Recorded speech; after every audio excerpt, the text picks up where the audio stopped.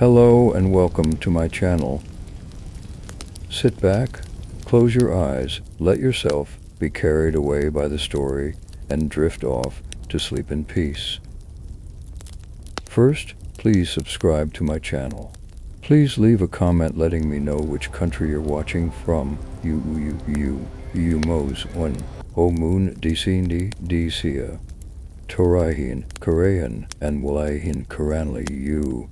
Throughout the long arc of human civilization, societies have always faced a fundamental question. How do you punish those who break the most sacred laws? How do you respond to crimes so horrific, so deeply threatening to the social order, that ordinary penalties seem wholly inadequate? The history of punishment is, in many ways, the history of humanity itself, a mirror that reflects our fears, our values, our capacity for cruelty, and our slow, often painful journey towards something we might call justice. Long before written codes of law, before courts and prisons and formal proceedings, communities dealt with wrongdoers through methods that were immediate, visceral, and often extraordinarily brutal. Exilo, mutilation, death, and not simply death, but death made into a spectacle, a warning, a demonstration of power. The punishment was not merely for the criminal, it was for everyone who watched. It was a message carved into flesh and stone alike. This is what happens when you challenge the order of things. What makes the study of history's harshest punishments so compelling and so disturbing is not the cruelty itself, though the cruelty is undeniable. It is the reasoning behind it. Every civilization that practiced extreme punishment had its justifications. Some believed they were following divine commandment. Others argued they were protecting the community from existential threats. Still operated within frameworks of honor and shame so powerful that no lesser response was imaginable. To understand these punishments, we must first understand the worlds that created them, worlds profoundly different from our own, yet connected to us by the unbroken thread of human nature. This is a journey through that darkness, not a celebration of suffering, but an unflinching examination of people have endured at the hands of power, and what that endurance tells us about where we have been and where we hope one day to arrive. Bum does. Mesopotamia v. Misr. Ailke kia Misr. Ailke kanoli engel gisayan CD beginning. The story begins in the river valleys of Mesopotamia between the Tigris and the Euphrates, where human civilization first took its monumental shape. It was here, roughly 4,000 years before the Common Era, that writing was invented. Cities rose from the plains, and for the first time in history, laws committed to permanent record. The most famous of these early legal codes is the Code of Hammurabi on Scrawrabi, a towering basalt stele around 1754 BCE and discovered by French archaeologists in 901. Hammurabi, king of Babylon, presented his code not merely as human legislation, but as divine mandate. The god Shamash, seated in majesty at the top of the stele, handing the laws down to the king himself. This framing was deliberate. Laws that carried divine authority were laws no mortal could legitimately challenge. They were absolute, and the punishments they prescribed were correspondingly severe. The principle that organized the code was one of the most enduring in legal history. The principle of proportionality, known in Latin as lex talionis, or the law of retaliation. An eye for an eye, a tooth for a tooth, a bone for a bone. The idea sounds simple, even primitive, but within its historical context, it represented something genuinely revolutionary, a constraint on revenge. Before lex talionis, a man whose eye was injured might respond by killing his attacker's entire family. The principle of equivalence imposed a ceiling on punishment, demanding that the response match, but not exceed, the harm done. The application of this principle was anything but equal.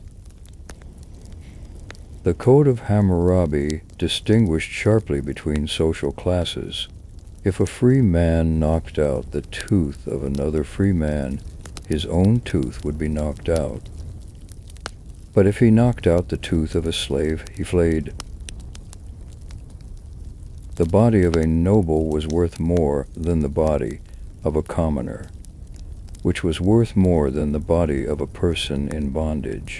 Justice, in Hammurabi's Babylon, was never blind. It looked very carefully at who you were before deciding what you deserved. The punishments for serious crimes in the code were often lethal. Builders whose houses collapsed and killed their owners were executed. Women who neglected their households and humiliated their husbands could be drowned. Thieves who could not repay what they had were killed. Certain crimes against priests or the palace carried automatic death sentences. The law was not designed to rehabilitate. It was designed to impose order, protect property, and preserve the hierarchy that kept Babylonian society functioning. Further west, along the banks of the Nile, the civilization of ancient Egypt developed its own elaborate system of justice, one shaped by a concept that had no direct equivalent anywhere else in the ancient world. Ma'at, often translated as truth, justice, cosmic order, Ma'at was the principle that held the universe together. When Ma'at was maintained, the Nile flooded on schedule, the crops grew, the gods were pleased, and Egypt prospered. When Ma'at was violated through crime, through corruption, through the breakdown of social harmony, the entire cosmic order was threatened. Egyptian punishment, therefore, was merely a matter of civil justice, was a matter of cosmic necessity. To punish a criminal was to restore Ma'at, to push the universe back into alignment. This framing gave Egyptian authorities enormous latitude in how they responded to serious crime. Tomb robbers who violated the sacred resting places of the dead and disturbed the souls of the departed were treated with particular ferocity. Evidence from the 20th dynasty around 1100 BCE shows that convicted tomb robbers were subjected to beatings so severe that the officials conducting the interrogations noted their findings in clinical detail. The number of blows, the body parts targeted, the confession extracted under duress. The most severe Egyptian punishments included impalement, burning alive, and a process scholars have come to call the complete annihilation, in which the convicted person was not merely executed, but their body was mutilated, their name erased from all records, and their memory destroyed as thoroughly possible.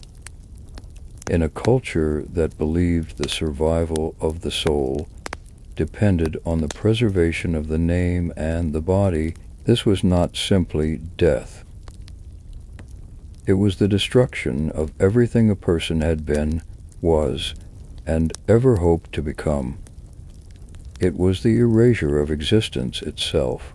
Viewing 3's Anti Unionen v Roma, Kai Irines.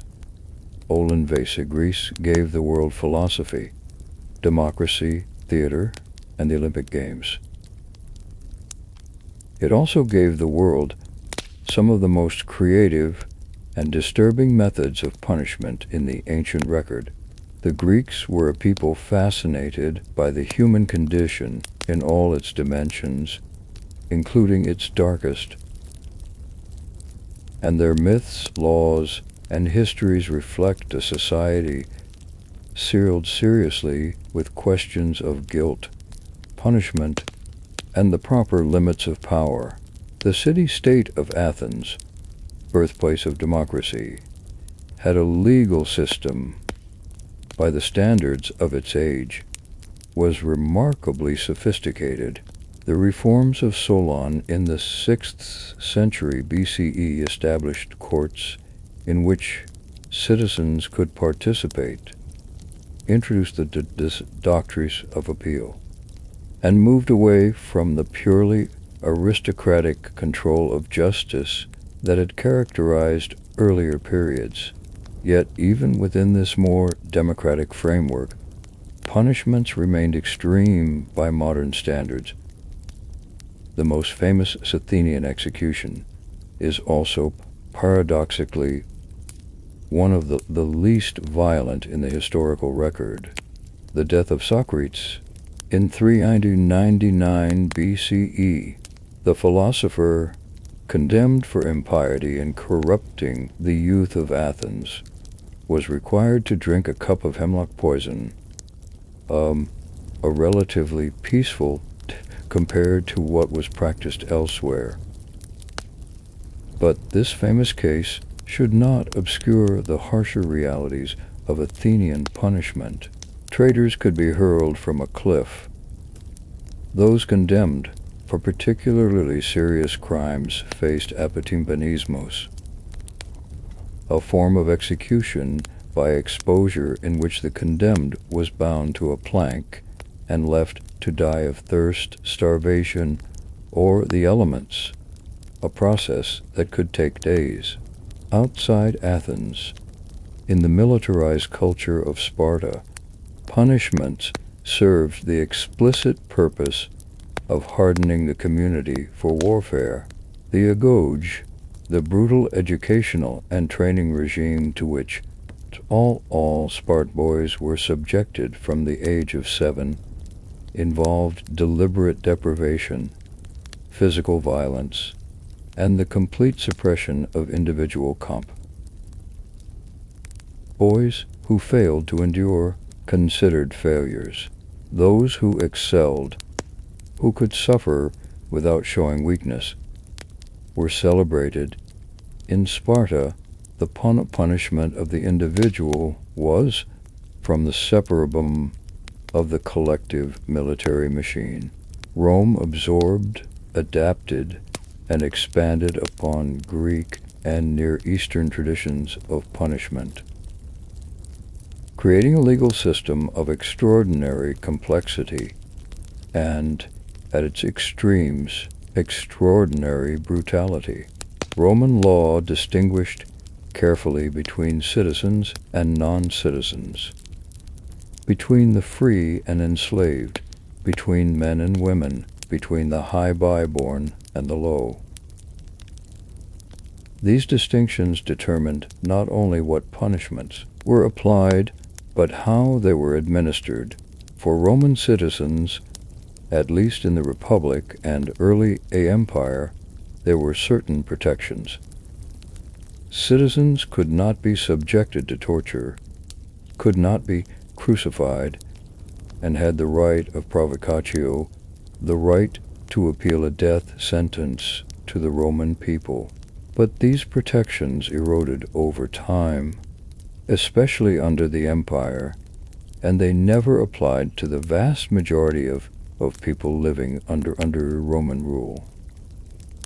For slaves, the punishments available to Roman law and Roman masters were essentially limitless. The institution of slavery in Rome was among the most brutal in the ancient world, and the legal framework surrounding it explicitly authorized levels of violence against enslaved persons that would be unimaginable in any modern context. Masters could beat, torture, brand, maim, or kill their slaves with minimal legal consequence. Slaves belled, as they did most dramatically in the uprising led by Spartacus between 73 and 71 BCE. Rome's response was ferocious.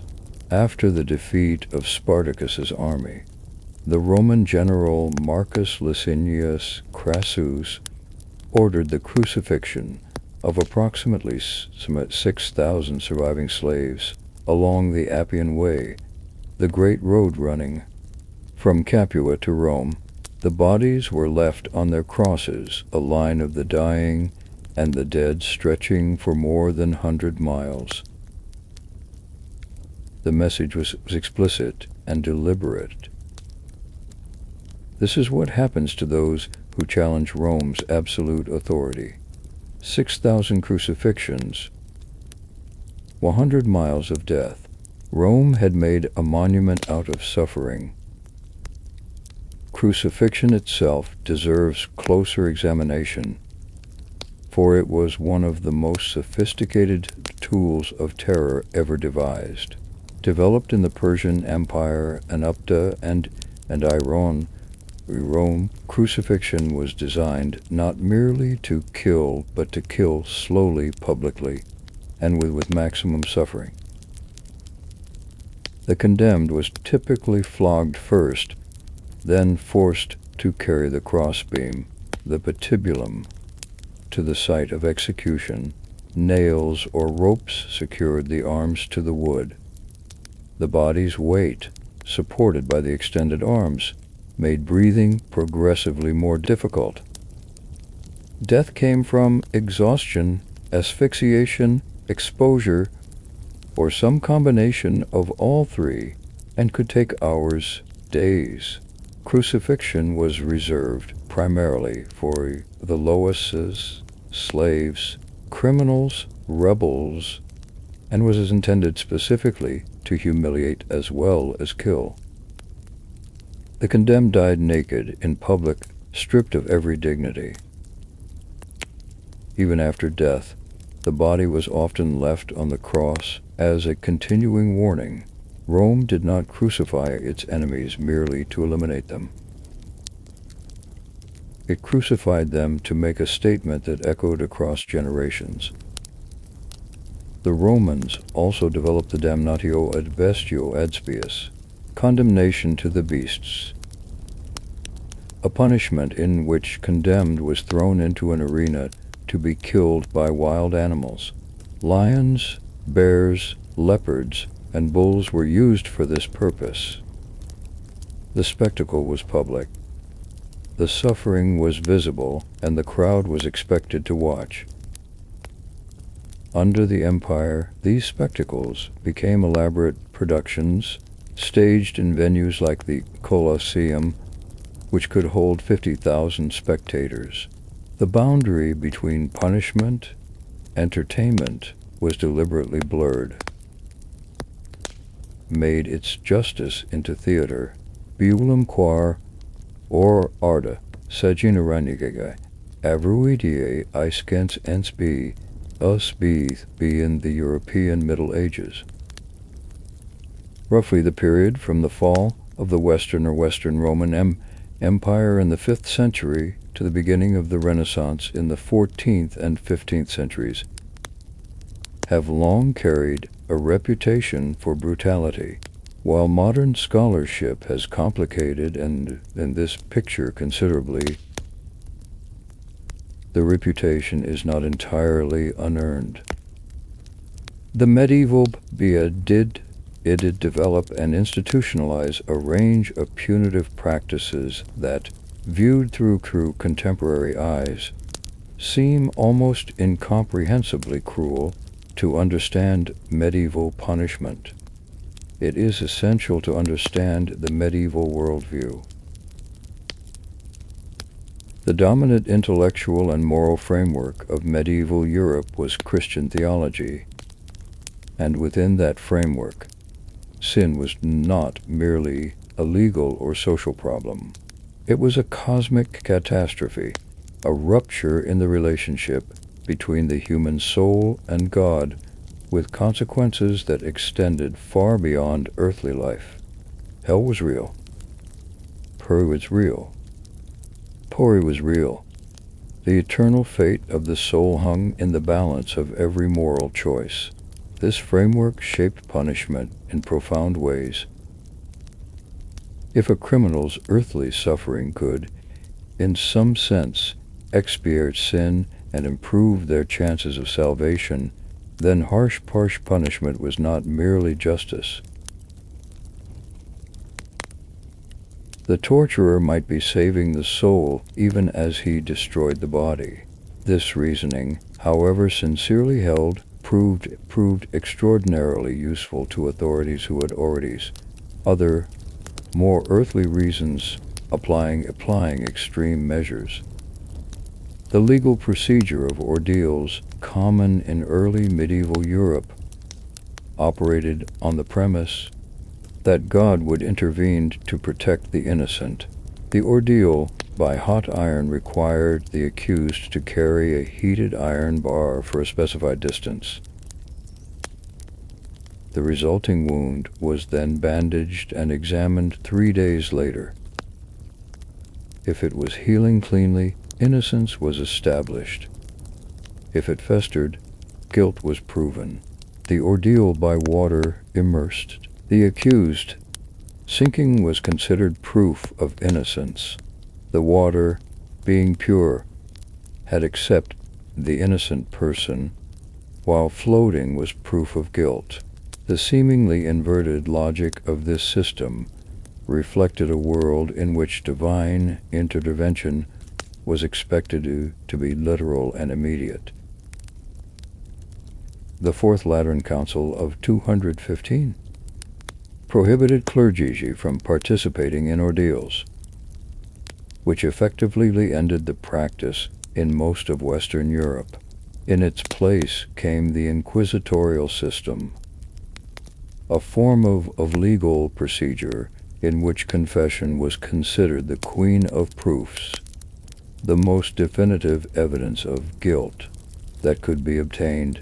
If confession was the highest form of proof, and if certain crimes were considered so grave that no effort to obtain that proof was disproportionate, then torture became not merely permissible, but logically inevitable.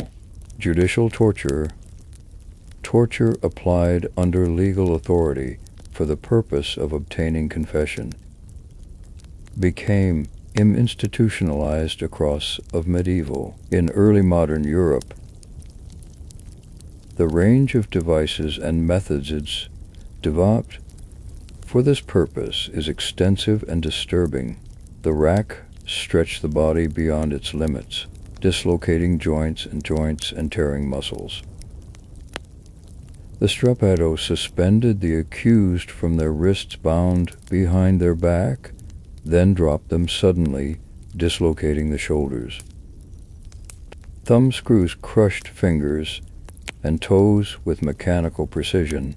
The Iron Maiden, though more mythologized than historically documented, represented the period's imagination of confinement and piercing.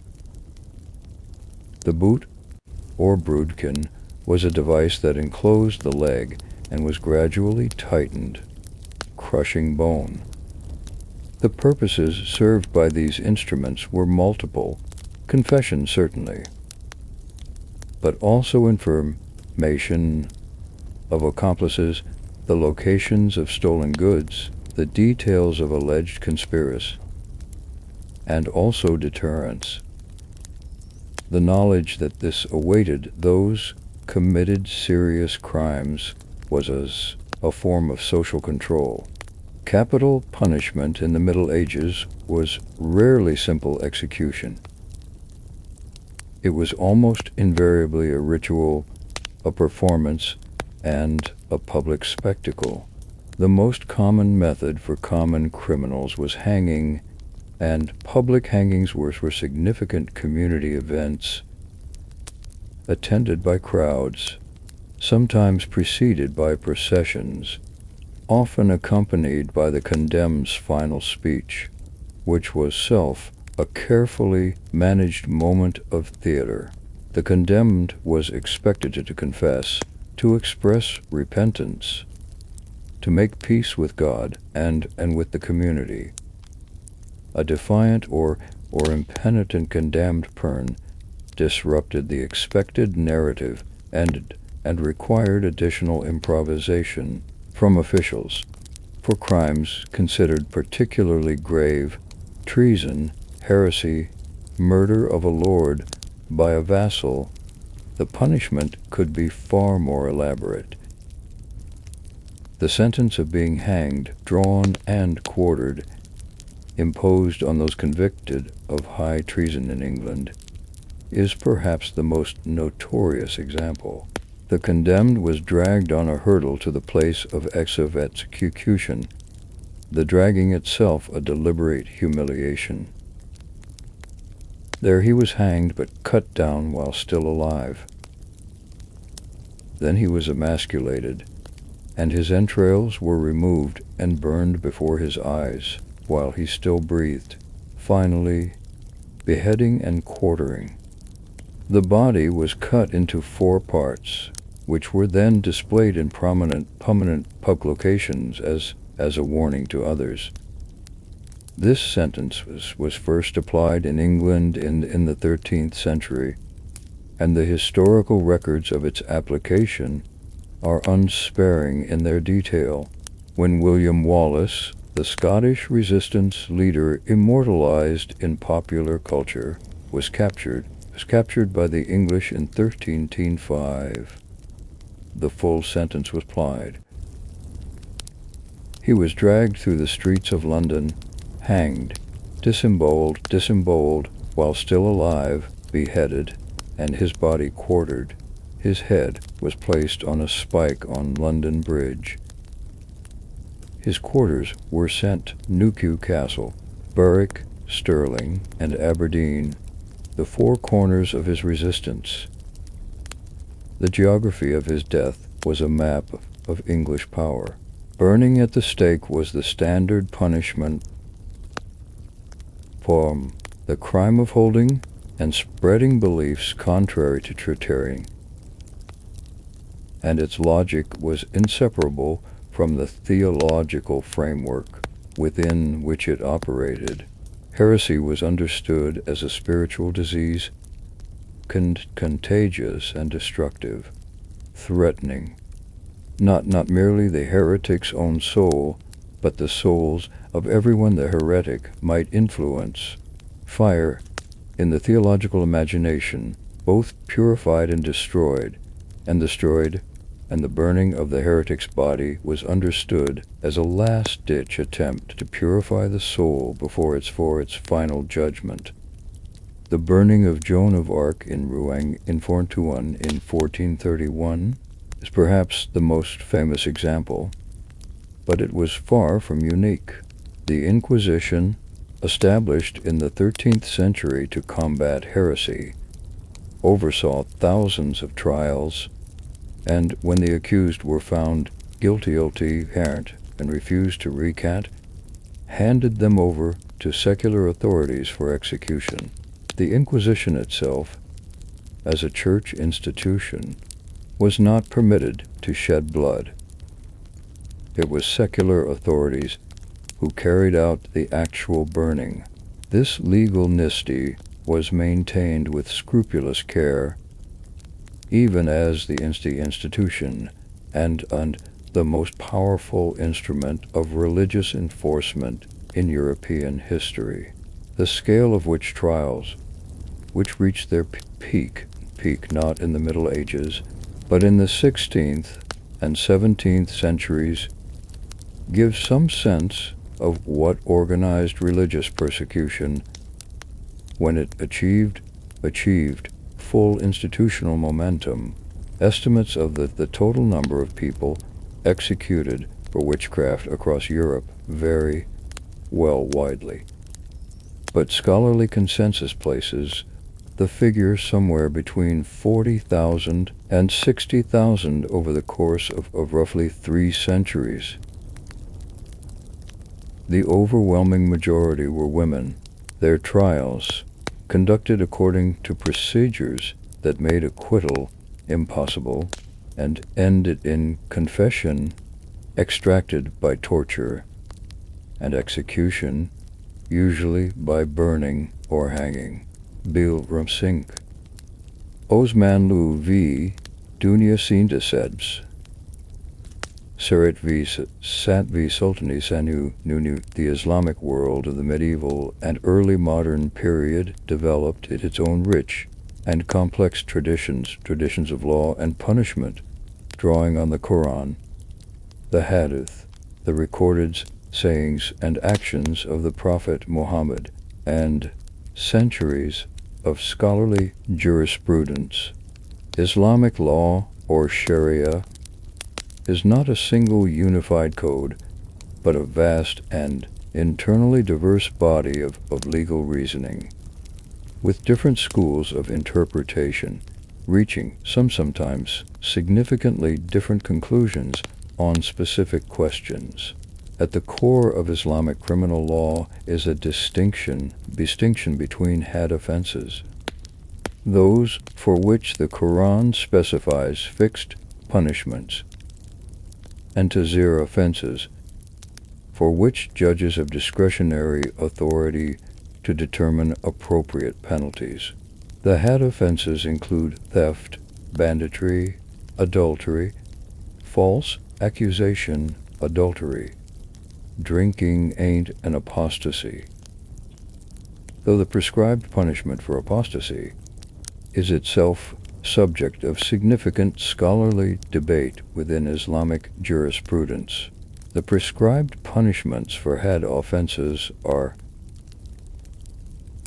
amputation of the hand for theft, flogging for drinking, death for adultery committed by married persons. However, and this is a point of considerable importance that popular accounts often miss, classical Islamic jurisprudence established evidentiary standards for had offenses so demanding that convictions were extremely rare in practice. Theft required multiple witnesses to the act itself, not merely to its aftermath. Adultery required 4 male witnesses to the act of penetration. The burden of proof was deliberately set at a level that, in most circumstances, made conviction nearly impossible. Scholars within the tradition argued explicitly that the primary purpose of the severe punishments was deterrence. The knowledge that this could happen, rather than frequent application. This does not mean the punishments were never applied. Historical records show amputations and floggings occurring across Islamic societies throughout the medieval period and beyond. But the gap between legal theory and legal practice was wide, and the discretionary tazir system gave judges enormous flexibility to impose lesser punishments in the vast majority of criminal cases.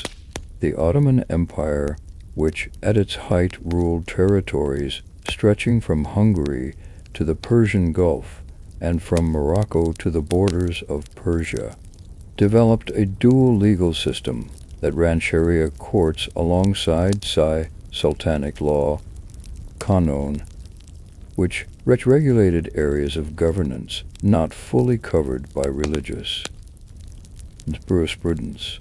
This produced a sophisticated and often surprisingly functional legal apparatus, but also one capable extraordinary brutality.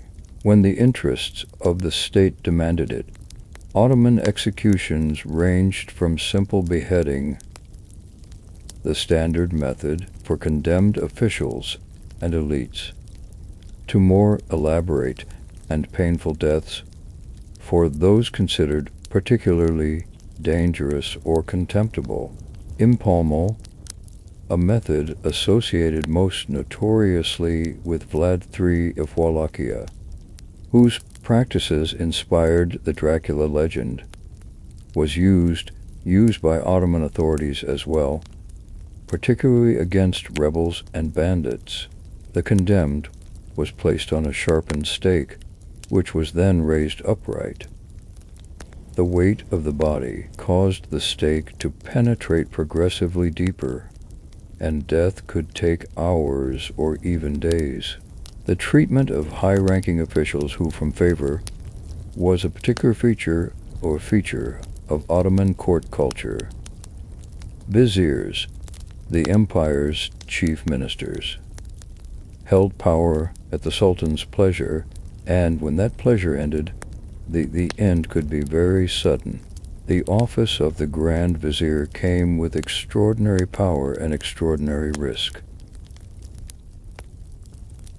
Over the course of the empire's history, dozens of Grand Viziers were executed, often with little warning. By orders of the Sultan, the executioner's arrival was a routine enough occurrence that the phrase, the night visitor, became a euphemism for death by imperial command. The Devshirme system, by which the empire recruited boys from Christian families in the Balkans to be trained as soldiers and administrators, produced some of the most powerful figures in Ottoman history, men who rose from slave origins to command armies and govern provinces.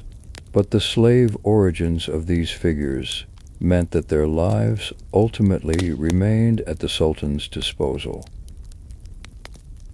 The very power they wielded made them more eyes in the eyes of a suspicious ruler, not less.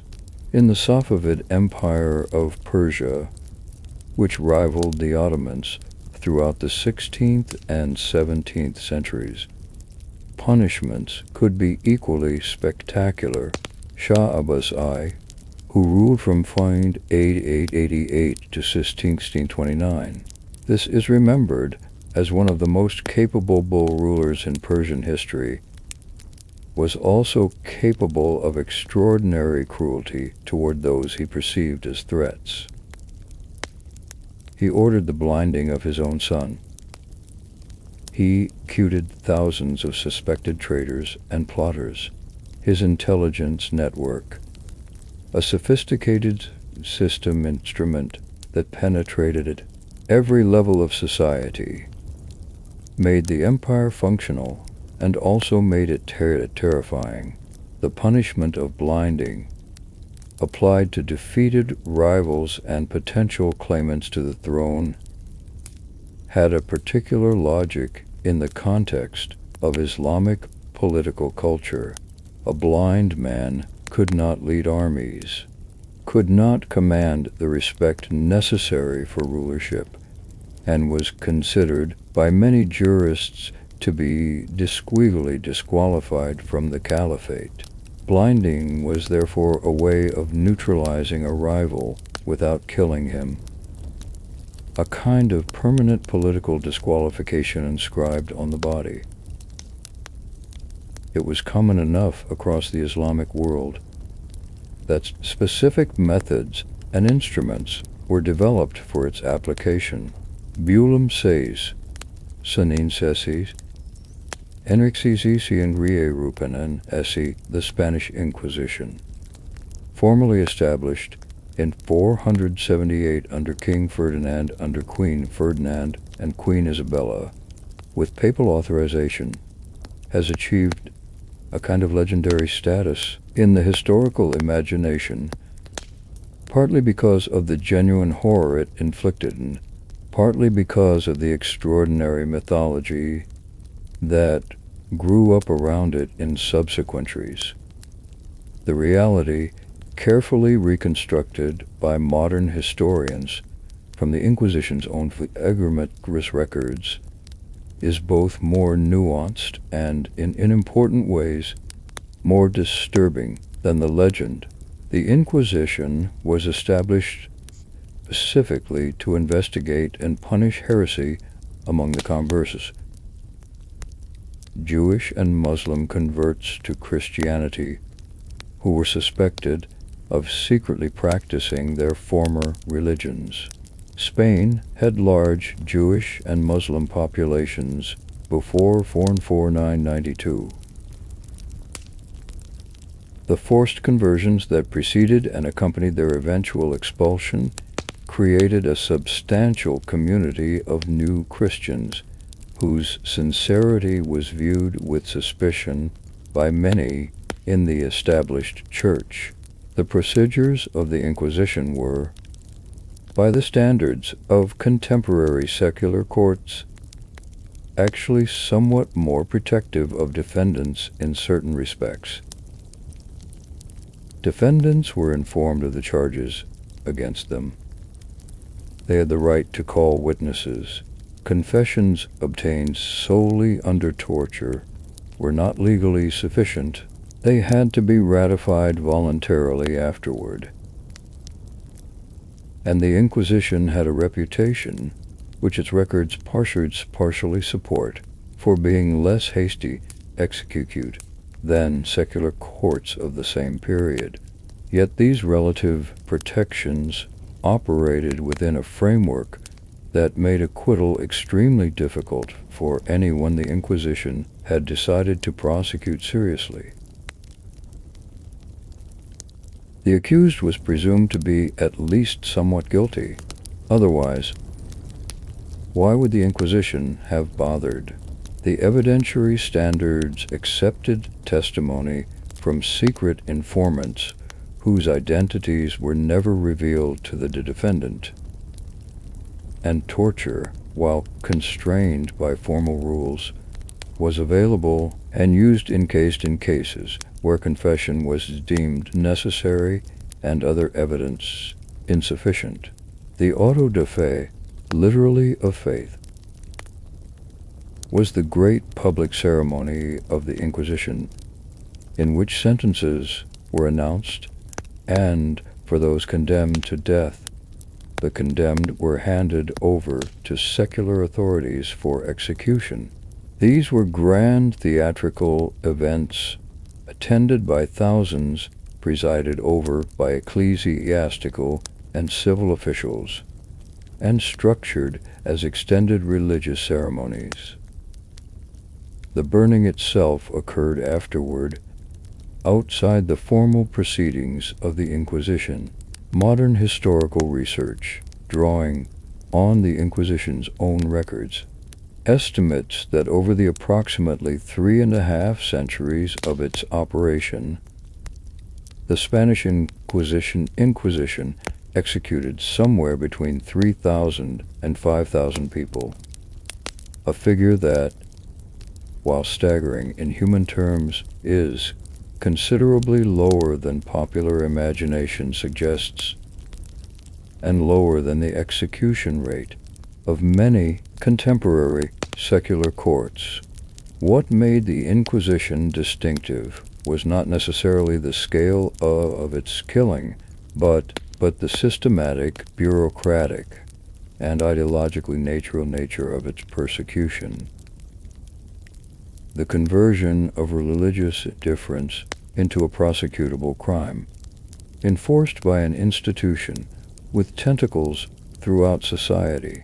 The Portuguese Inquisition, established in 1536, and the Roman Inquisition, reorganized in 1542,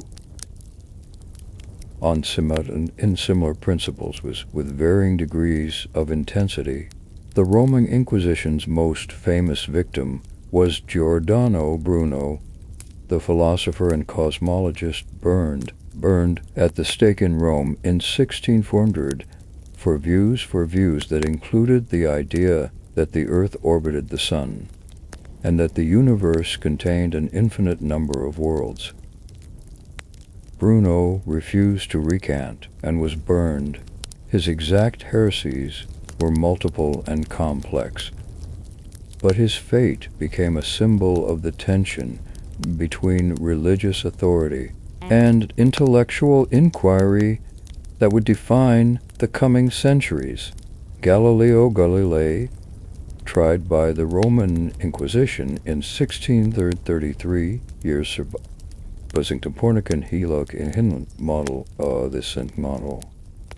survived his encounter with institution, but only by recanting his scientific conclusions under threat of torture and imprisonment. He spent the rest of his life under house arrest. The contrast between Bruno's defiance and death and Galileo's submission and survival encapsulates the terrible calculation that every person facing such an institution had to make. How much was the truth worth? What price were you willing to pay for your convictions? The witch trials of early modern Europe, already mentioned briefly, deserve more extended treatment, for they represent one of the most remarkable episodes of collective violence in Western history between approximately 1450 and 1550.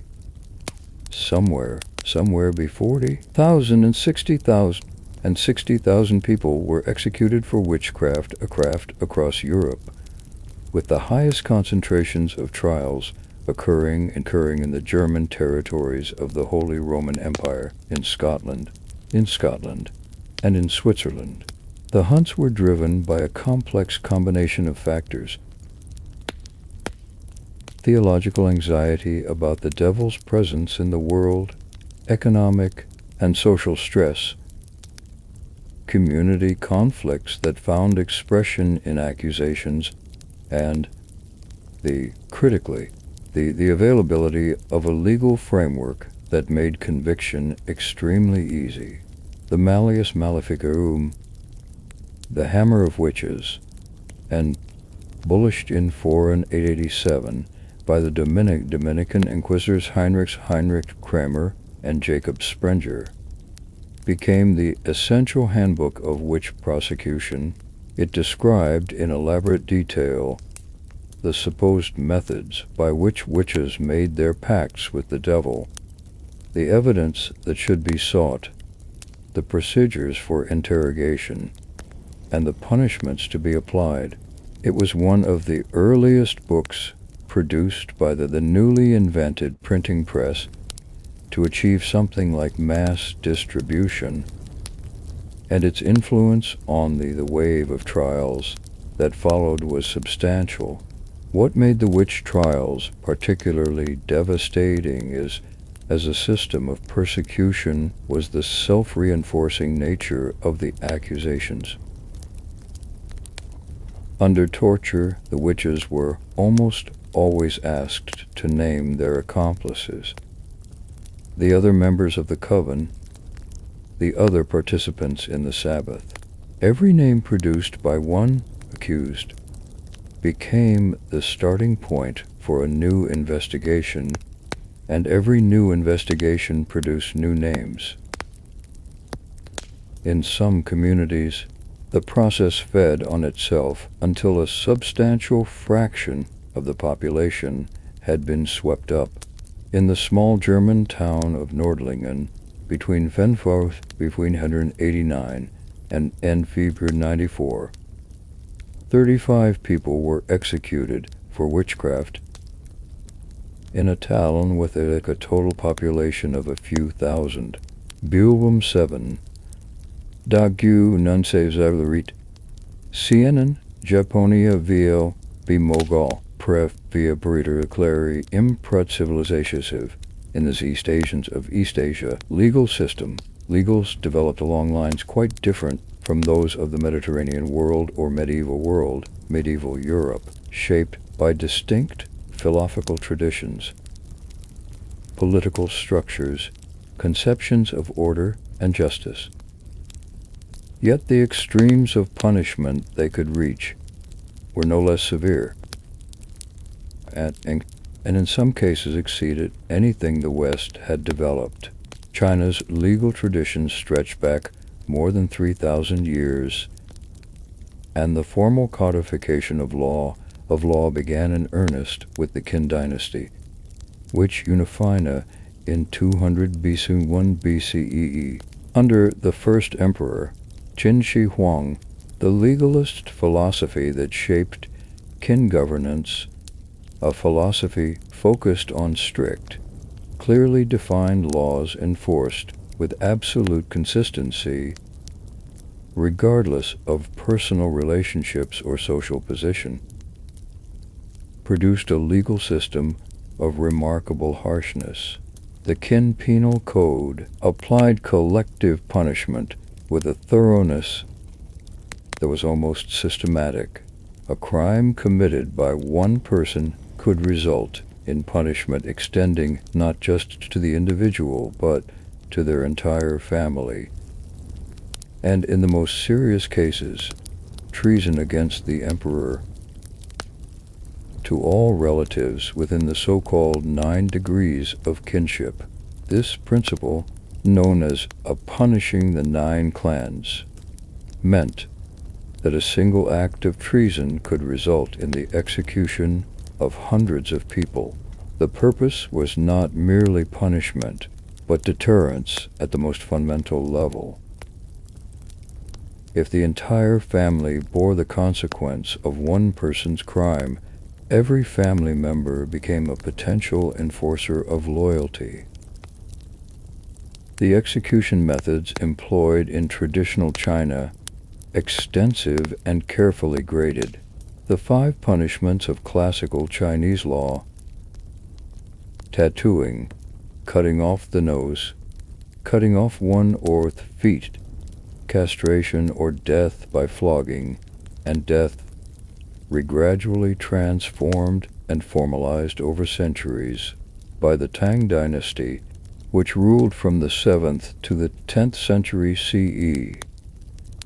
A sophisticated 5-tier penalty system had been codified, ranging from light beatings at the bottom to decapitation at the top, the most severe execution method in the Chinese tradition, one that became known in Western accounts by the French name lingqi, sometimes translated as death by 1,000 cuts, was applied only to the most serious crimes: parricide, the killing of a master by a slave, and certain forms of treason.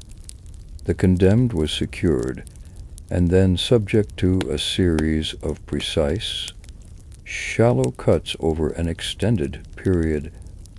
The exact number and pattern of cuts varied according to the severity of the crime and the skill of the executioner. Death came eventually from blood loss, shock, or a final killing cut, but the process was designed to be as prolonged as possible. Photographs of lynching executions taken by Western observers in China in the late 19th and early 20th centuries survived and became objects of scholarly study.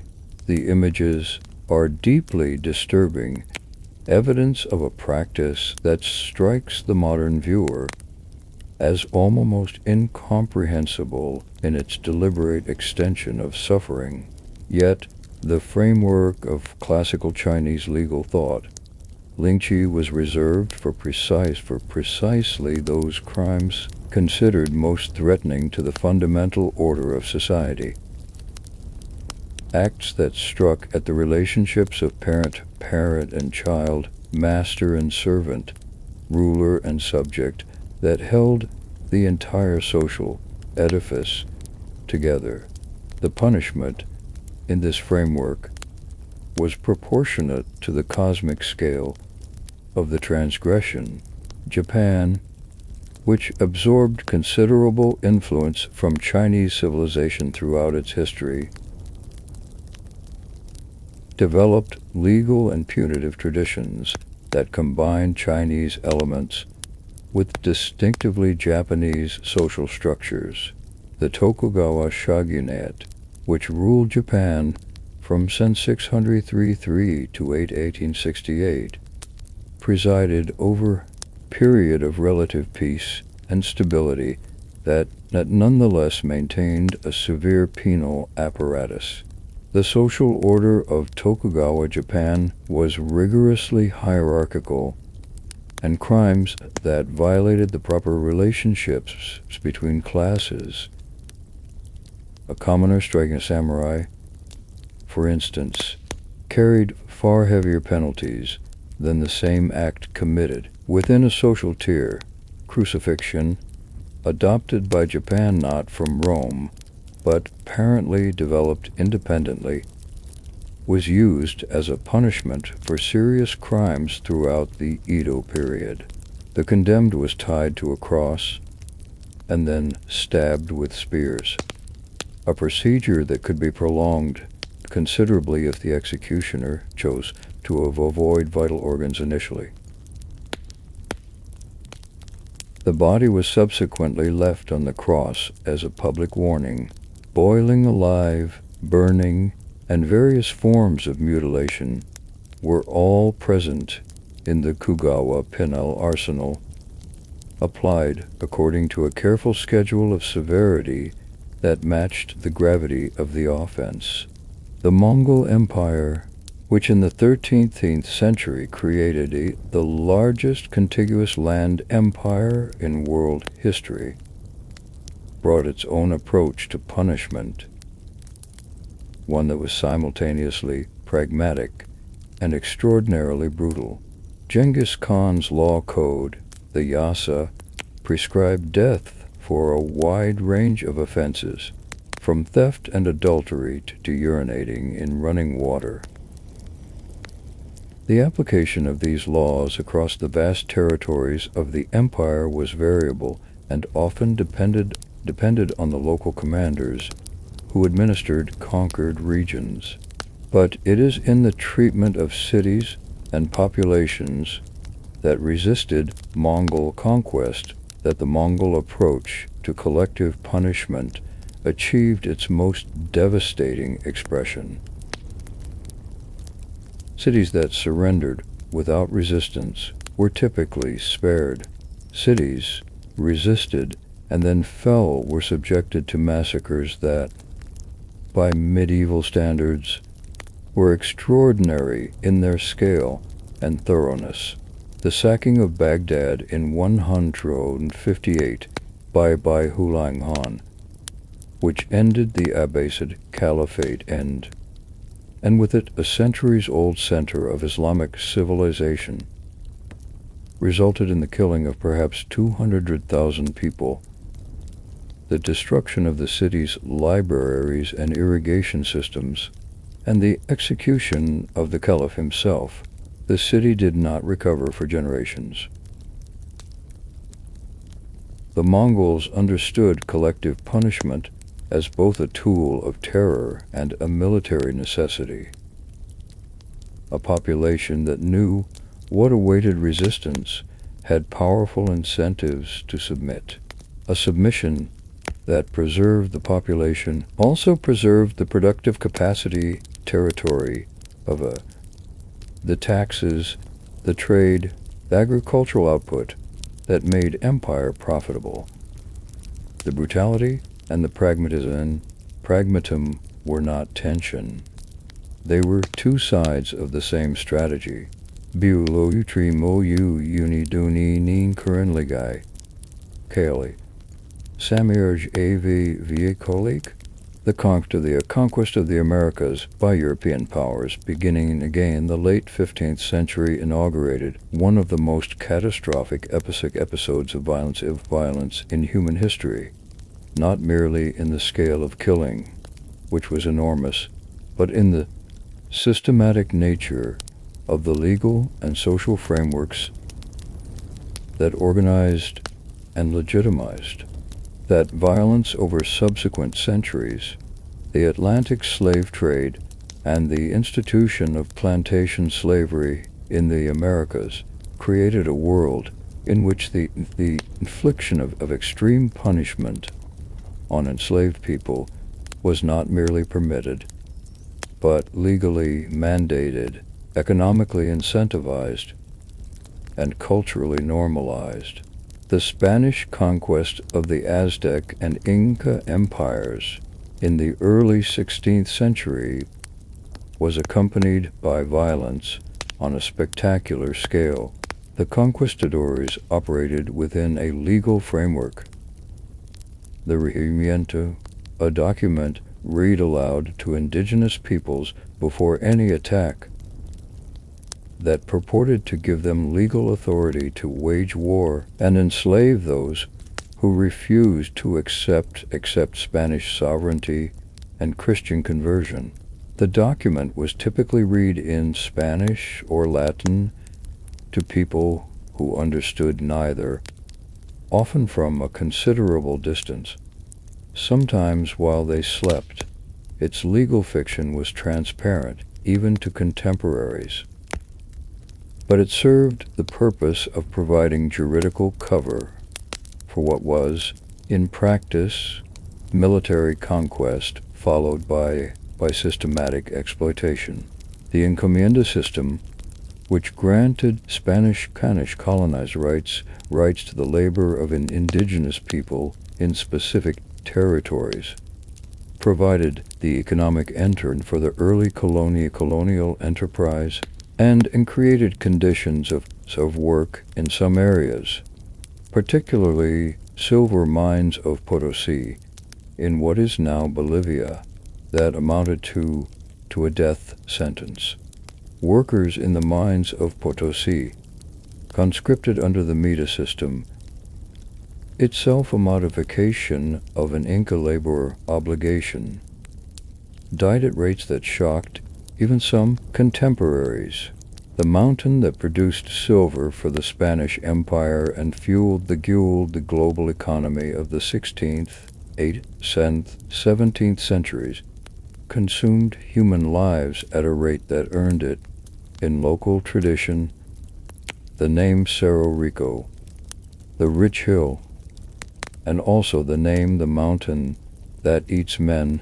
The Atlantic slave trade, which transported somewhere between 13 million people from Africa to the Americas between the 16th and 19th centuries, created a legal and social system in which extreme punishment was built into the structure of the institution itself.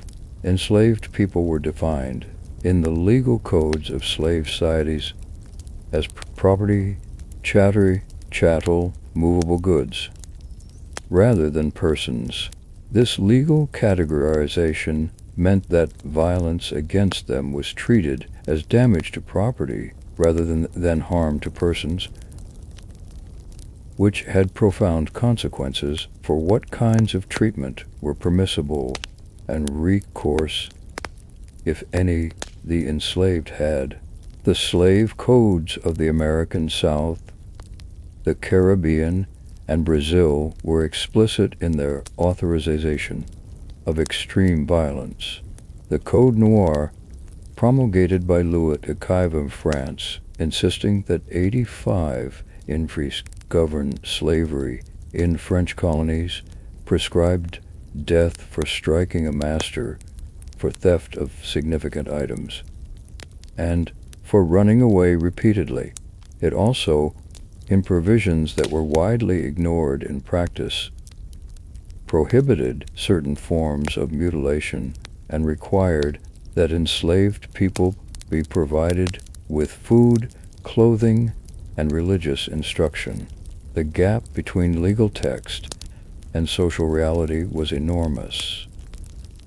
Enslaved people in French colonies were subjected to tortures and mutilations of all kinds, and the provisions supposedly protecting them were rarely enforced. The specific punishments applied enslaved people in the Americas were designed simultaneously. Immediate deterrence, obviously, but also the demonstration of power to the wider community of enslaved people, who were often compelled to witness punishments inflicted on their fellow captives, and also the destruction of the psychological resistance that might sustain collective. The whip was universal, but the record also shows burning, mutilation, confinement, and cramped and airless spaces, deliberate starvation,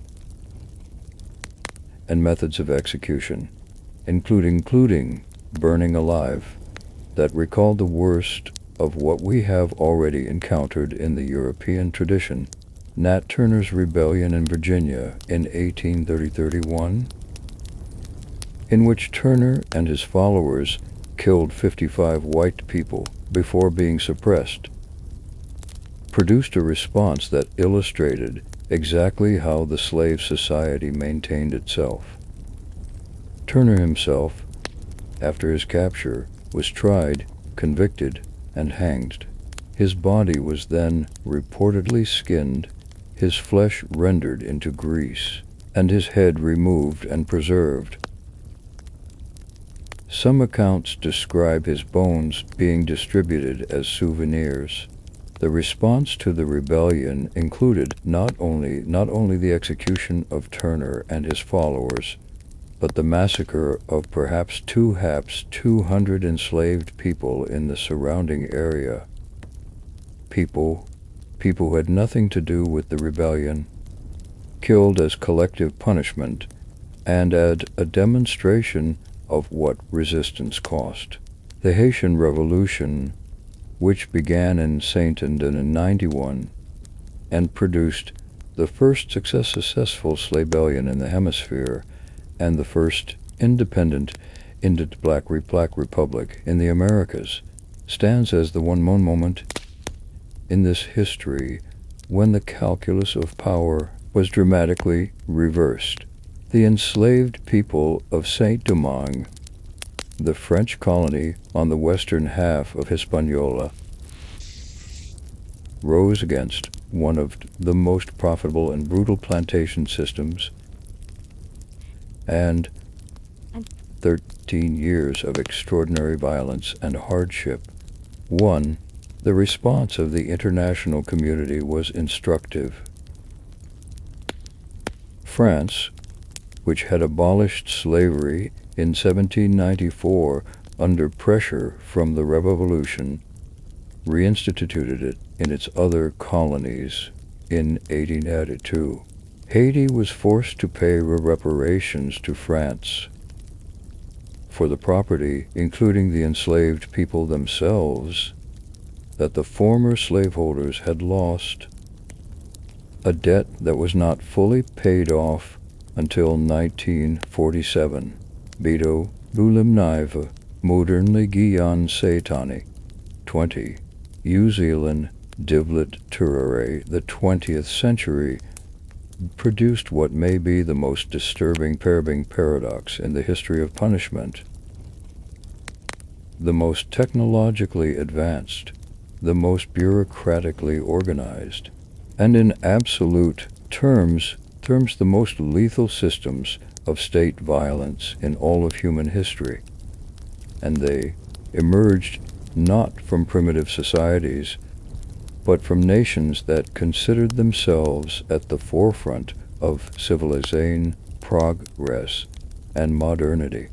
The Holocaust, the systematic murder of approximately 6 million Jews and millions of others, including Roma, disabled people, political prisoners and souvenirs of war was carried out by Nazi Germany between 1941, 1940-41, and 1940-45, using methods that combined the most ancient human impulses toward violence with the organizational capacity of a modern industrial state.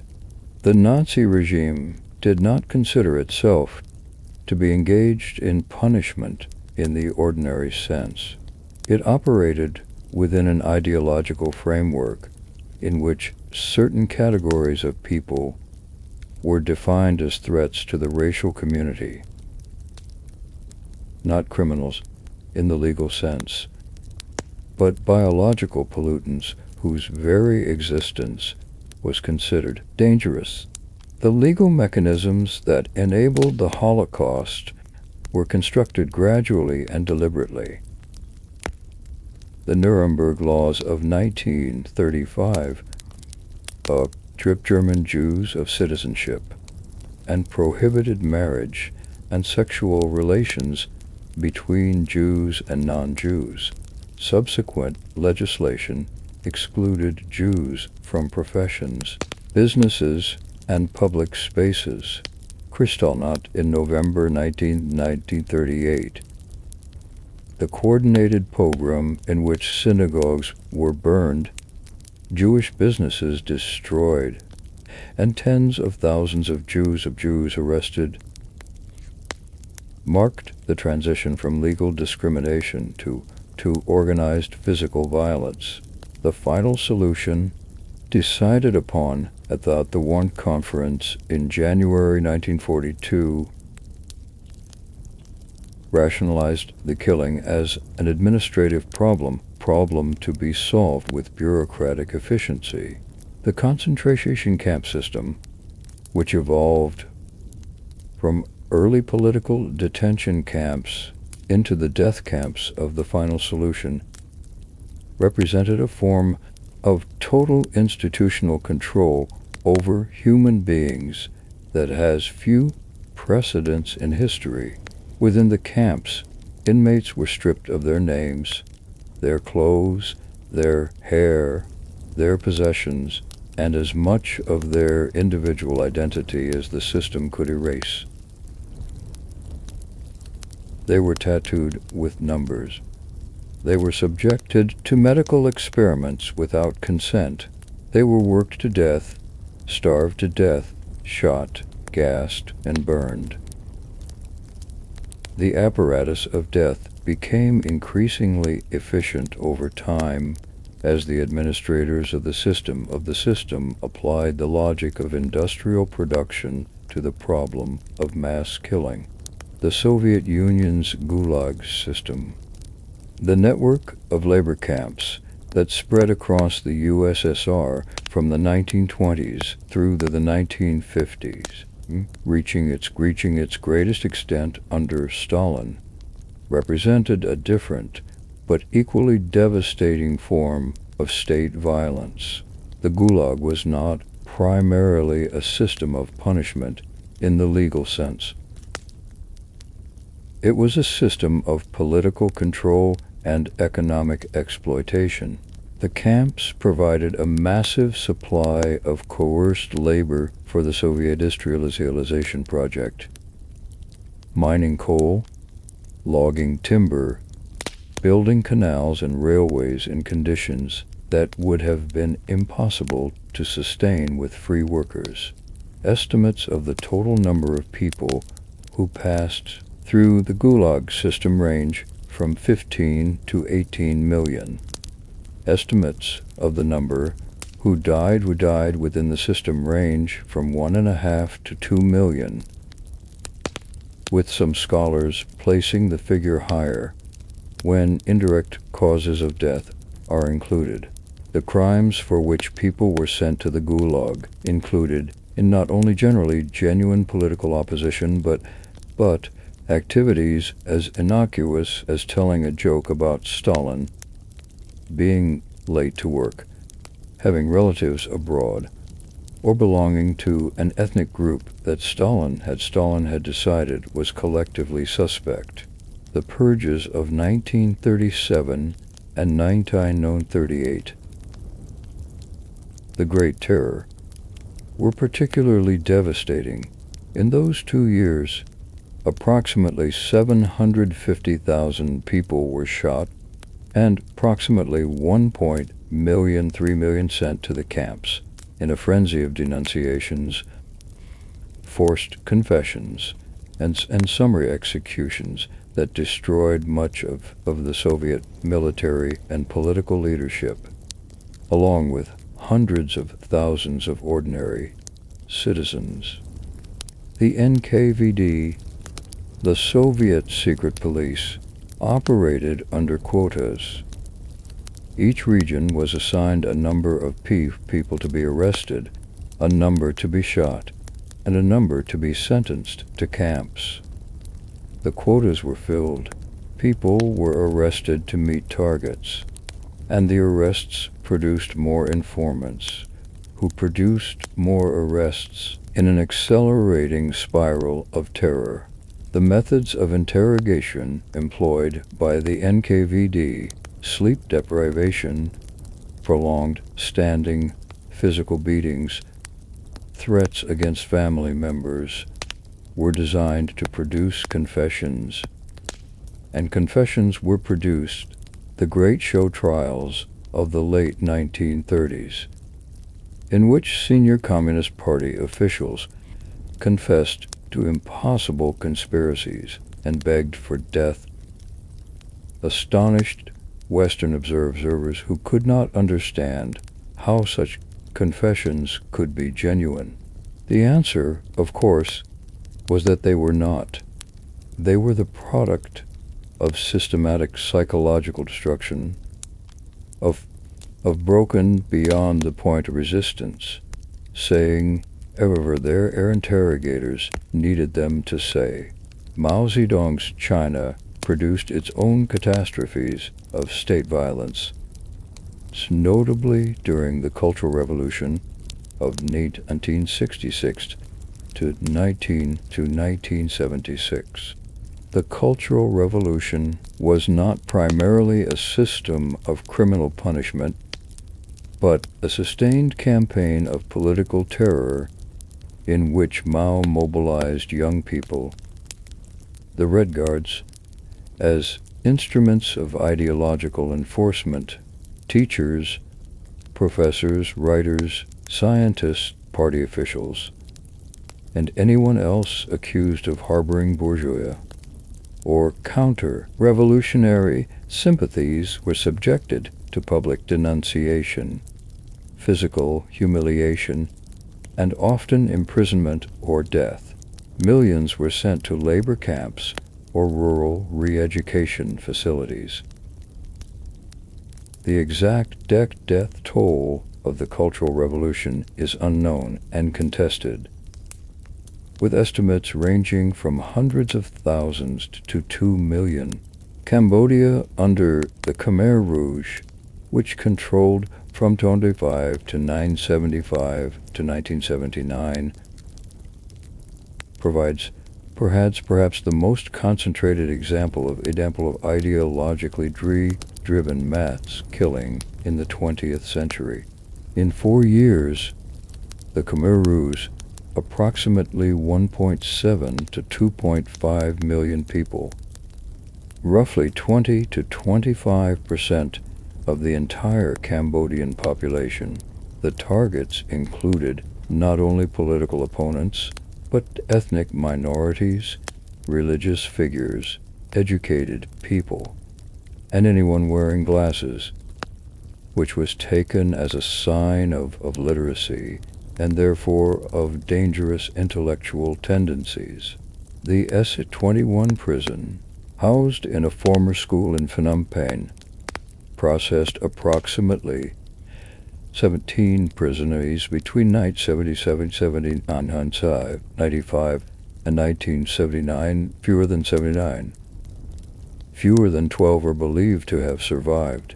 Boom, these Sagadas, Dunia, Hadi, Avi, Absai, Iadelamum, Modern Senin, Paradox Larry. We live in an age that has largely abandoned execution as a routine of justice, that has outlawed torture under international law, that speaks the language of human rights and human dignity. And yet the history we have traced has not ended. It has transformed. The extremes of punishment persist, adapted to the frameworks and technologies of a new era, and the questions they raise remain as urgent as they have ever been. Capital punishment, the deliberate killing of convicted person by state authority, remains legal and practiced in a substantial number of countries.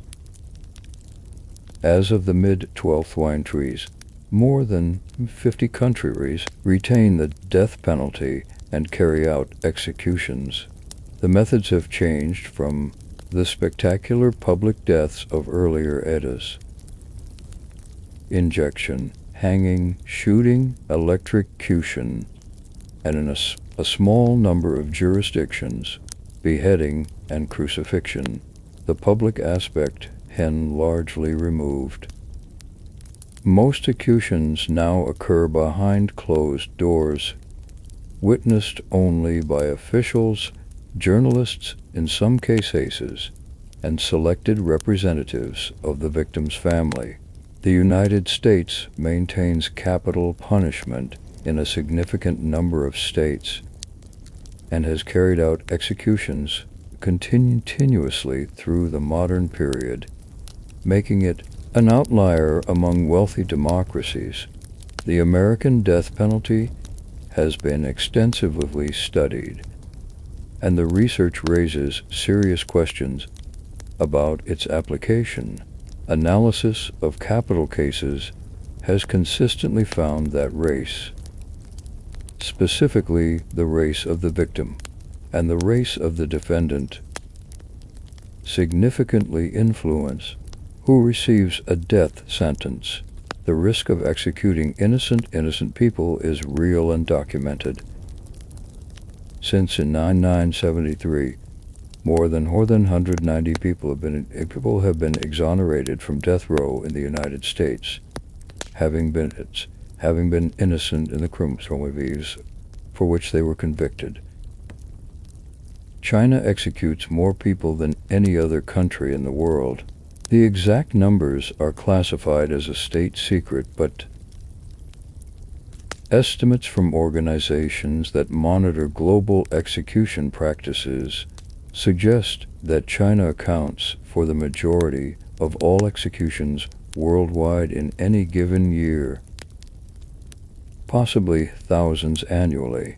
The crimes for which execution is applied in China include not only murder, but also drug trafficking, corruption, and a range of economic offenses.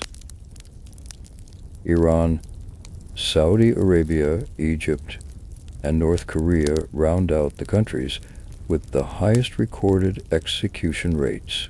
In Saudi Arabia, the method of execution remains beheading with a sword, and executions continue to take place publicly in some cases. Crimes punishable by death include murder, drug, rape, apostasy, and adultery. The Saudi government has announced reforms in recent years, including the abolition of the death penalty for crimes committed by minors, though implementation has been inconsistent and contested.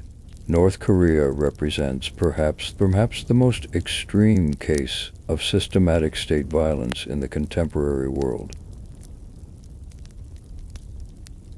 The country maintains an extensive network of political prison camps, Kwanliso, in which estimates suggest 80,000 to 120,000 people are currently held. These camps, documented through satellite imagery and the testimony of the small number of survivors, who have reached the outside world involve conditions of forced labor, starvation, torture, and execution that recall the Soviet Gulag at its worst. Entire families, including children who have never committed any offense, are held as collective punishment for the alleged crimes of one member. The prison conditions in many countries around the world, while not reaching the extremes of North Korea, involve what human rights organizations classify as cruel, inhuman, degrading treatment.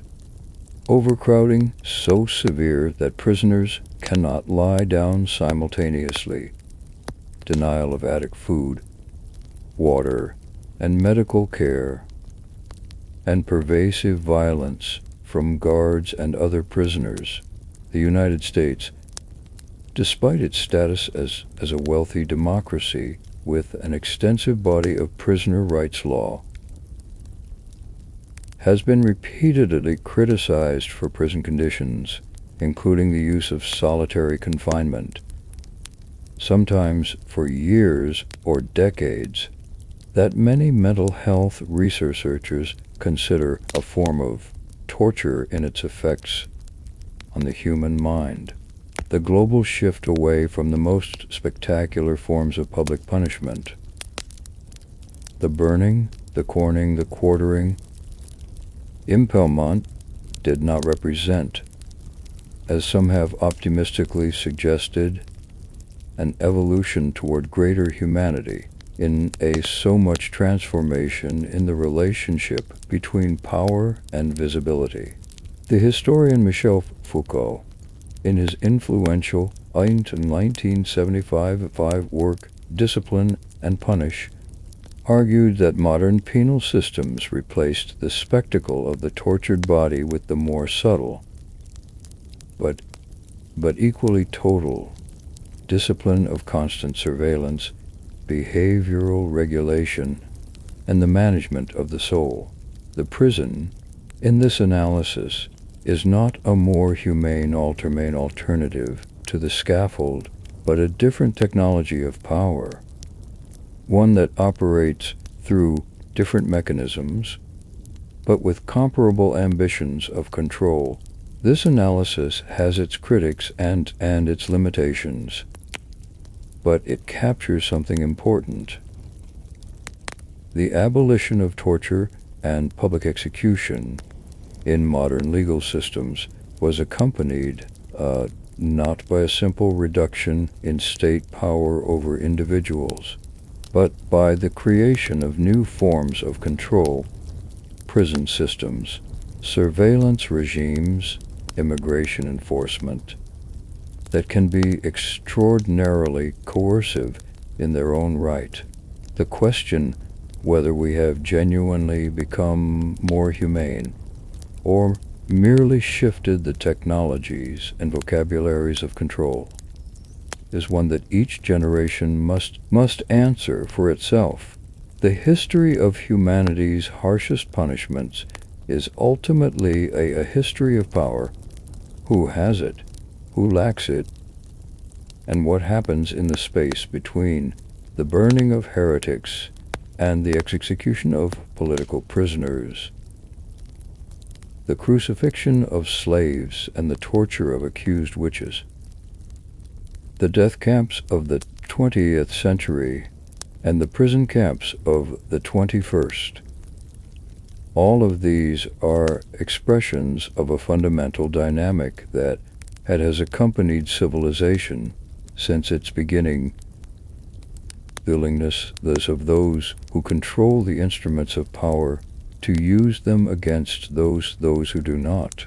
What has changed, slowly and incompletely and through immense struggle, is the recognition that this dynamic is not inevitable, that power can be constrained by law.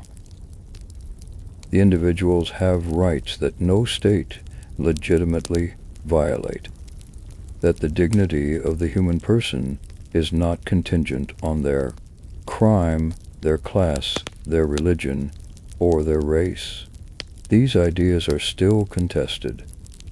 They are violated every day in every country on earth, in ways large and small. But they exist. They have entered the world, having entered it, cannot be entirely banished. The history of humanity's darkest impulses is also, if we look carefully enough, the history of the impulse toward something better.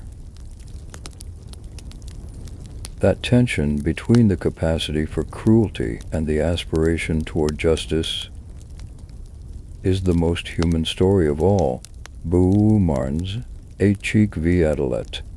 Sazanin amena massius usirini darin berendusins. What is meant for? This question, seemingly simple, has generated millennia of philosophical debate, legal argument, and moral disagreement. And it remains unresolved today. The different answers that different societies have given to this question are not merely abstract philosophical positions. They have concrete consequences for how justice systems are designed and what they do to the people caught within them. The oldest and most intuitive justification for punishment is retribution. The idea that wrongdoing deserves suffering, that justice requires that those who cause harm experience harm in return. This is the logic of lex talionis, of an eye for an eye. It has deep roots in human psychology. The intuition that serious wrongdoing should have serious consequences is nearly universal across cultures and historical periods. Retribution, in its most sophisticated philosophical forms, argues that punishment is a way of restoring the moral balance that crime disturbs, that the criminal has taken an unfair advantage over the victim and over society, and punishment withdraws that advantage. But retribution as a justification for punishment has serious difficulties. How exactly does inflicting suffering on a convicted person restore the suffering of the victim? The victim remains harmed. The criminal's suffering adds to the total amount of suffering in the world rather than reducing it. And what of crimes so severe, murder, for instance, that exact replication is impossible? You can take an eye for an eye. You cannot unkill a dead person. The retributive logic breaks down at its most important applications. Deterrence, the idea that punishment prevents future crime by making crime's costs outweigh its benefits, is the most consequentialist of punishment's justification and the one most amenable to empirical testing. Does the threat of punishment actually deter crime? The research on this question is extensive and its conclusions are complicated. Severe punishments do not appear, in most circumstances, to deter crime more effectively than moderate punishments. What does appear to matter is the certainty of punishment, the likelihood that crime will be detected and that consequences will follow. A certain modest punishment deters more effectively than an uncertain, severe one. This finding has profound implications for the kind of extreme punishments we have traced through this account. If the purpose of public executions, torture, and specular mutilation was deterrence, the historical evidence suggests they largely failed at their stated purpose.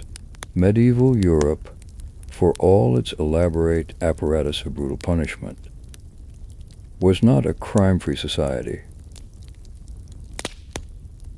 17th century England, which hanging for property crimes, did not thereby eliminate property crime. The relationship between severity of punishment and frequency is much weaker than the architects of extreme punishment systems believed. Incapacitation, the idea that punishment prevents future crime by physically preventing the criminal from committing it, is perhaps the most straightforwardly logical of punishment justice. An executed murderer will not murder again. An imprisoned thief will not steal while imprisoned.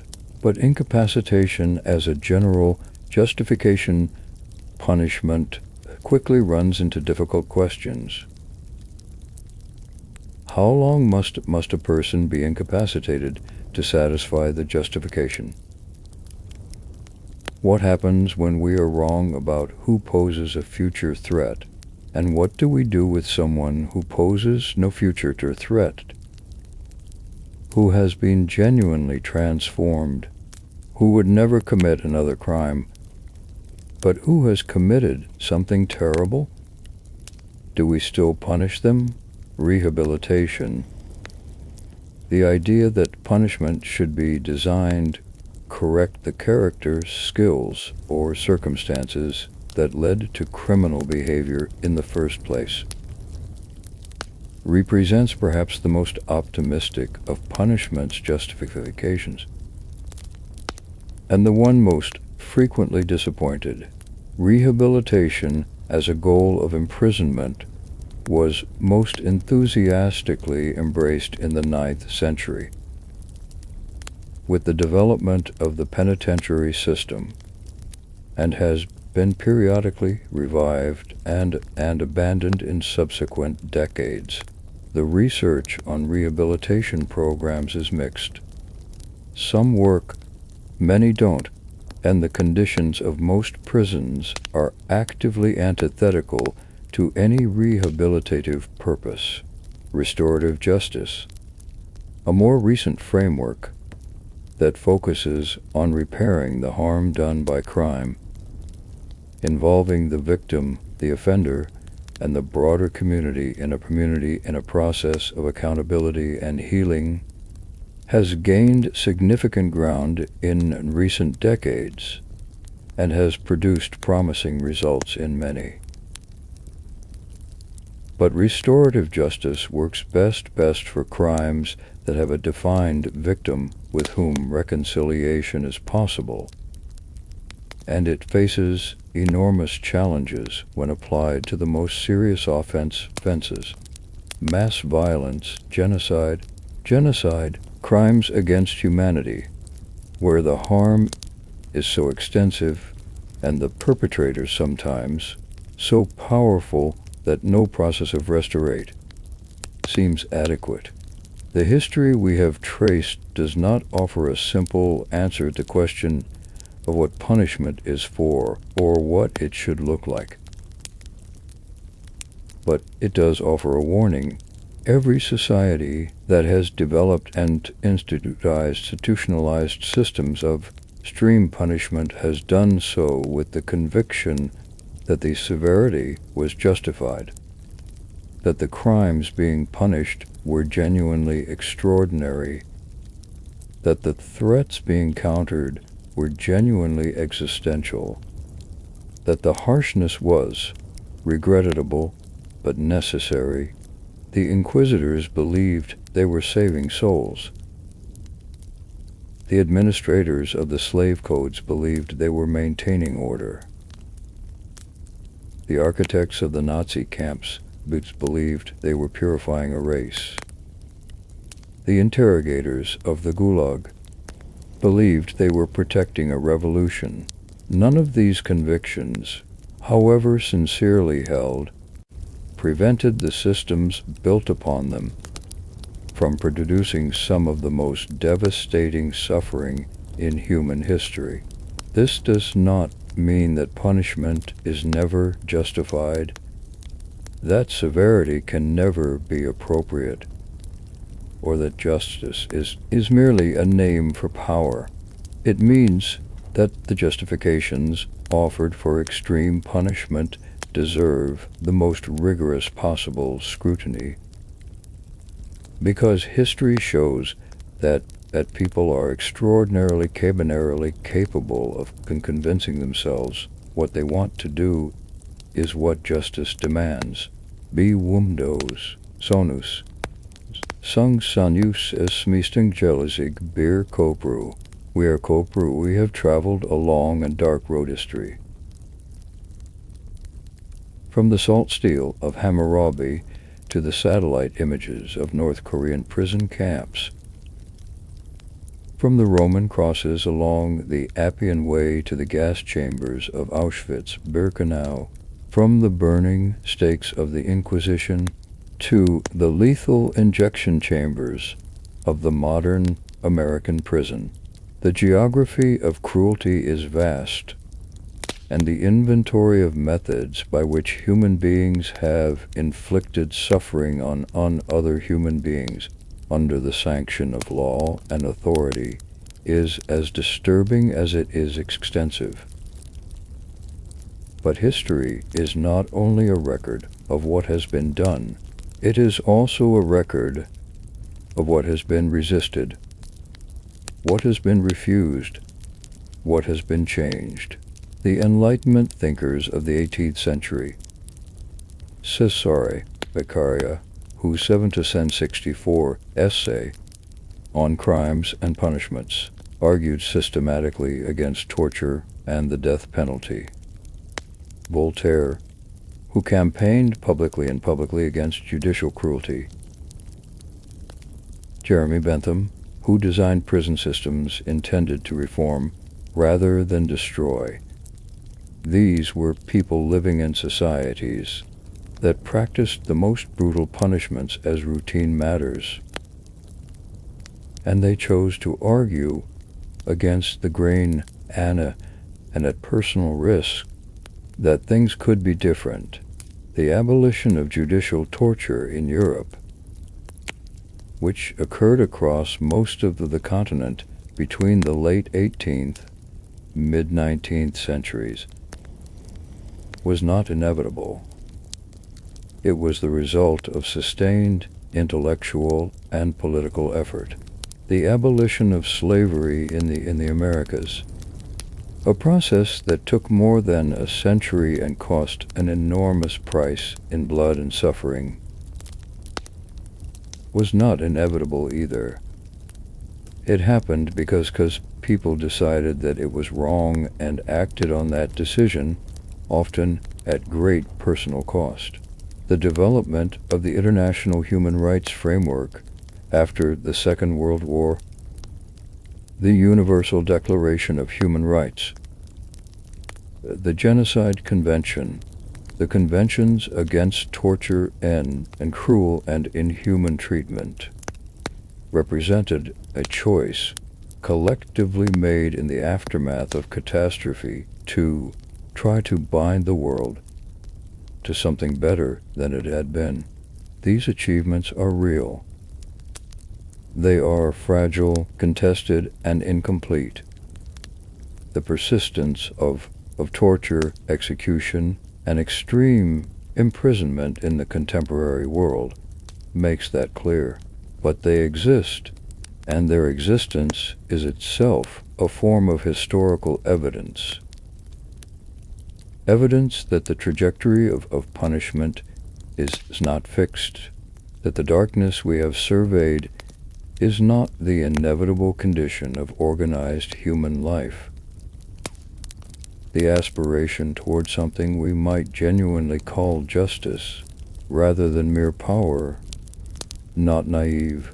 The study of history's harshest punishments, ultimate returns us to a question that every human society must answer in its own way. What do we owe to each other, even to those among us who have done the worst things? The answer to that question shapes everything: the design of legal systems, the treatment of prisoners, the willingness to invest in the conditions that make crime less likely in the first place. It is a question without an easy answer, but the asking of it, honestly and seriously, is perhaps the most important that any civilization can undertake. We look back at the atrocities of the past and find them quite often incomprehensible, not in the sense of mysterious, but in the sense of revealing a moral universe so alien to our own that we struggle to enter it imaginatively. How did people watch burnings and not be moved to intervene? How did the administrators of death camps go home to their families at night? How did the architects of the gulags sleep? Part of the answer, always, is that they had convinced themselves that the ideological frameworks within which they operated had made incomprehensible, not only permissible, but necessary. This is perhaps the most important history's darkest chapters have to offer. Not that human beings are uniquely cruel. We've seen both for extraordinary cruelty and the capacity for extraordinary courage in the historical record. Not that progress is impossible. We have seen it happen slowly and at great cost, but happen nonetheless. The lesson is about the relationship between ideas and violence. That the most systematic atrocities in human history were not carried out by people who believed themselves to be doing wrong, but by people who had constructed ideological frameworks in which what they were doing seemed right, necessary, and just. The antidote, the partial, imperfect, always contested antidote, is the willingness to question those frameworks, to ask always who is being harmed and why, to resist the seductions of ideology, the comfort of absolute certainty, the ease of categorizing people as less than human, to insist against whatever pressures and whatever justifications are offered on the humanity of every person subject to the power of the law. This is not a counsel of passivity or of naive optimism about human nature. It is a description of the hard work that justice, real justice, not the word used as a cover for revenge or control, actually requires. The history of humanity's harshest punishments is a history of failure, the failure of cruelty to achieve what its architects promised, the failure of terror to produce the social order it was meant to enforce, the failure of dehumanization to make violence clean or safe, or finally satisfying. But it is also a history of resistance, of survival, of the stubborn human insistence on dignity in the face of everything designed to destroy it. The woman who refused to recant, the enslaved man who ran, the prisoner who maintained his humanity in the camp, the philosopher who published the dangerous essay, the lawyer took the impossible case. These people are part of this history too, and it is because of them, because of the choices they made in impossible circumstances, because of the refusals they offered when refusal was most costly, that we have the possibility, however fragile, of a world that is something other than what this history describes. The work of building that world is not finished. It has, in all honesty, barely begun, but it has gone, and that after everything we have witnessed in this account of darkness, is worth remembering.